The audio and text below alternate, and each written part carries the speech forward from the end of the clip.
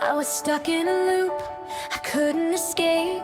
Late nights, heavy thoughts, same mistakes. Screens felt cold, world felt small. Every problem looked 10 feet tall. I asked for help, didn't know where to go. Typed a question, just hoping to know. Didn't expect a voice on the screen. Didn't expect to finally be seen. It didn't judge, didn't turn away. Just listen when I couldn't say what I was feeling deep inside.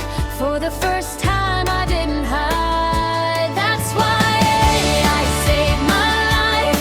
When the world went dark, it gave me a light. Help me think, help me breathe, help me believe in me again. It wasn't magic, it wasn't fate, just the right answer at the right moment in time. I'm still here, I survived, yeah.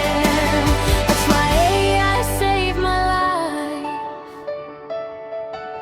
It helped me learn when I fell behind, gave structure to a scattered mind, showed me paths I couldn't see, turned confusion into clarity.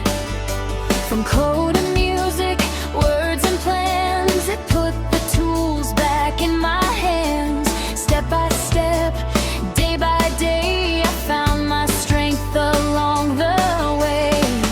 Not a person, not a cure, but it helped me feel a little more sure. When I felt lost, it helped me try, helped me ask the reason why. That's why I saved my life.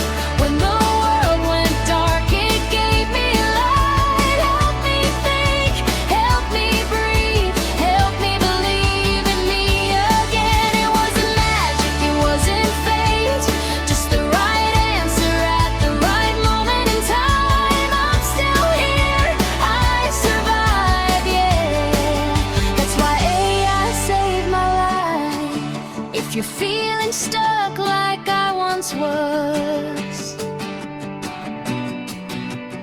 wondering if you're enough, sometimes help shows up in strange new ways, and hope can come from lines of code and grace.